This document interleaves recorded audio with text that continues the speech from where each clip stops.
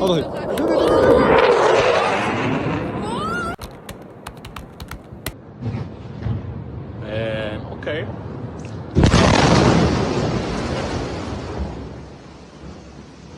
Go. Go.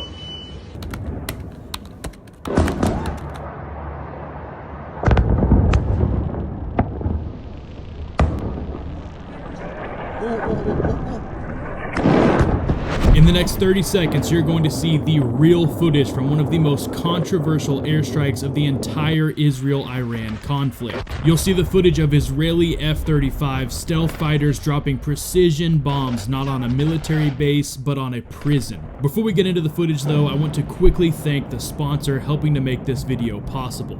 Supremacy World War III is a free-to-play military strategy game set in a modern global conflict scenario. In the game, you'll get to choose a real country and lead in modern global warfare against up to 99 other real players. You'll lead your troops in battle on a global scale, which can take weeks of fighting to achieve victory, and along the way you'll get to explore a variety of different units, everything from modern tanks to mechanized infantry to stealth bombers and even nuclear submarines. You can use real military strategies to ensure victory against your enemies, or just come up with your own on the fly, because that is the level of individual decision making that Supremacy World War III allows. In order to ensure the win, I recommend forming an alliance with your friends to conquer the world together, or if you like, you can fight against each other to see who comes out on top. My favorite part of Supremacy World War III is the shared progression across PC and mobile, which means if I don't have time to sit at my computer, I can continue playing the game on my phone no matter where I am. You guys can find a link down in the description below to download the game, and if you use that link now, you will instantly receive one elite bomber valued at $25 US completely free to dominate the battlefields with and give you an edge over any opposition. But now, let's get back into the video.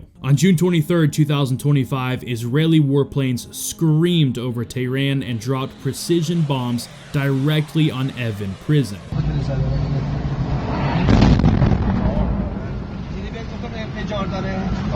Iran claimed only 5 prisoners died in the strike, but eyewitnesses say it was an absolute massacre. Dozens killed, entire wings flattened, nurses crushed in the infirmary, and visiting families torn apart in the reception hall. Some of the dead weren't even prisoners, they were just in the wrong place when the sky lit up. And those who survived were dragged from the ruins, shoved into buses, and scattered across Iran's most brutal detention sites. No meds, no sunlight, no medical care, and no names on the roster. But why would Israel hit a prison in the middle of a war targeting Iran's nuclear program? Was it symbolic, strategic, or something far more personal?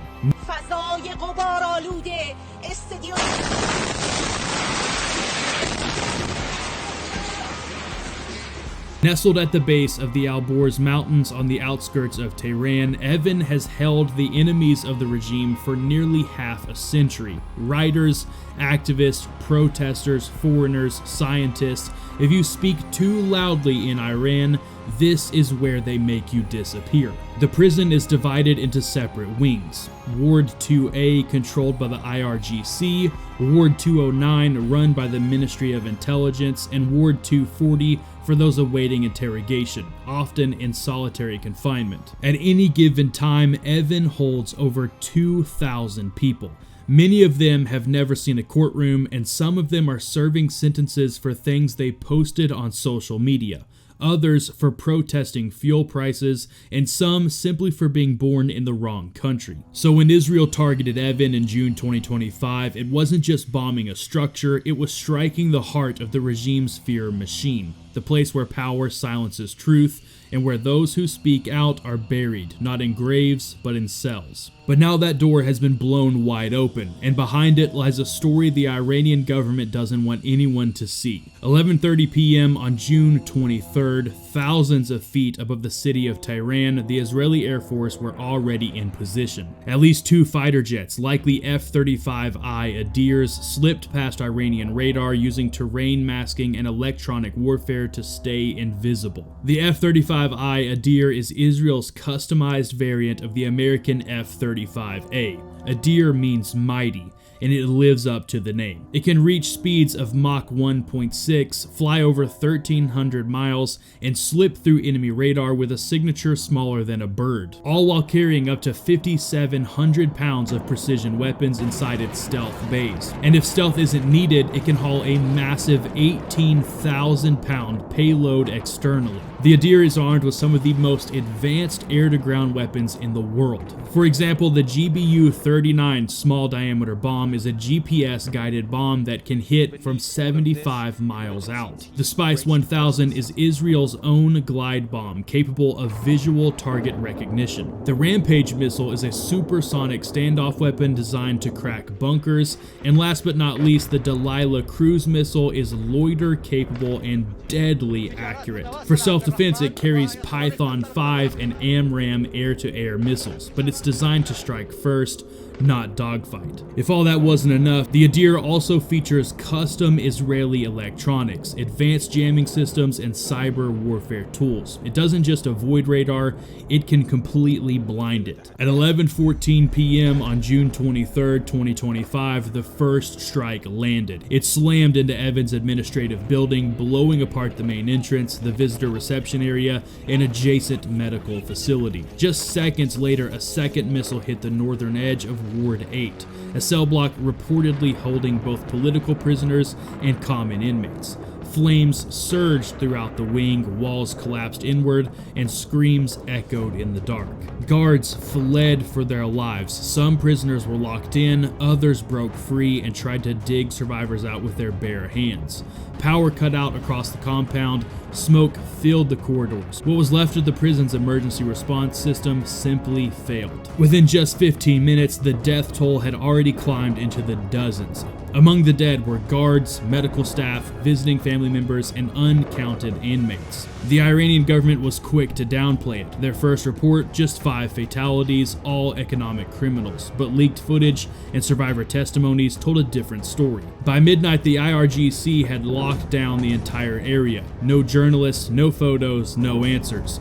Dozens of survivors were loaded into unmarked buses and moved to other prisons, which are already overcrowded and in crisis. Many were never formally registered, and families stopped receiving calls. Medical access vanished. The weapon used in the Evin prison strike may not have been a missile, it may have been something smarter. Something that doesn't just follow coordinates, it recognizes its target. The Spice 1000, Israel's precision glide bomb. Unlike traditional dumb bombs, the Spice 1000 is a smart kit attached to a 1,000-pound warhead. It combines GPS, inertial navigation, and electro-optical guidance, meaning it can see the target before it strikes. Even if GPS is jammed, Spice keeps tracking using its camera and image matching software to hit with surgical precision. It has a range of up to 60 miles thanks to its folding glide wings, which allows launch from outside the danger zone. No need to even fly over the target. And because it's unpowered, it's quiet. No engine, no smoke trail, just gravity and guidance. Spice 1000 isn't designed to level a city block, it's designed to hit the exact room, vehicle, or entry point you choose. A bomb that knows what it's looking for, it doesn't stop until it finds it. But even with the Spice 1000 being designed to minimize collateral damage while punching deep into concrete targets, the resulting destruction spanned multiple blocks. If Israel was aiming for a specific individual, they haven't said. If it was a warning, it worked, and if it was a mistake, it cost over 70 lives. By dawn, the flames at Evin had burned out, but the real damage was only just beginning. Entire prison wings had collapsed, the medical clinic was gone, the visiting hall reduced to rubble, and dozens of inmates laid buried beneath the concrete, steel, and silence. In the hours after the strike, Iranian security forces began clearing the site, but they didn't rescue survivors, they relocated them. Fast, quiet, with no public record. Hundreds of inmates were stuffed into buses and moved without explanation. No shoes, no medical treatment, no family notification, just names erased from Evin's roster and scattered across the prison system. But why of all targets would Israel hit a prison? Some believe the strike was surgical, targeting a single individual inside the prison. High value, possibly tied to Iran's nuclear program or intelligence operations. Others argue the prison was chosen for its symbolism, to send a message, not to Iran's military, but to its leadership. Nowhere is safe, not even the prison where your regime keeps its darkest secrets. The psychological effect of the strike was immediate. Even hardline loyalists began questioning the regime's ability to defend the capital. If Israel could strike Evin, it could strike anywhere. They were targeting the legitimacy of the system that sustains Iran's power. No coincidence the strike came during the peak of the June air campaign, when Israel and the US were working to dismantle both Iran's nuclear capabilities and its political backbone. However, there is a third possibility. There are rumors of a meeting that night, a gathering of IRGC commanders inside the prison. Others point to a covert intelligence unit using Evin as a black site off the books, hidden in plain sight, but no one has confirmed who was there or who died. But what we do know is that Evin was chosen deliberately and it wasn't accidentally destroyed. Whether it was for justice, revenge, or silence, Israel's message was received loud and clear. And another huge thank you to Supremacy World War III for sponsoring the video. Don't forget to click on the link in the description to instantly receive one elite bomber valued at $25 US. This offer is only available for the next 30 days, so get down there and claim your free gift.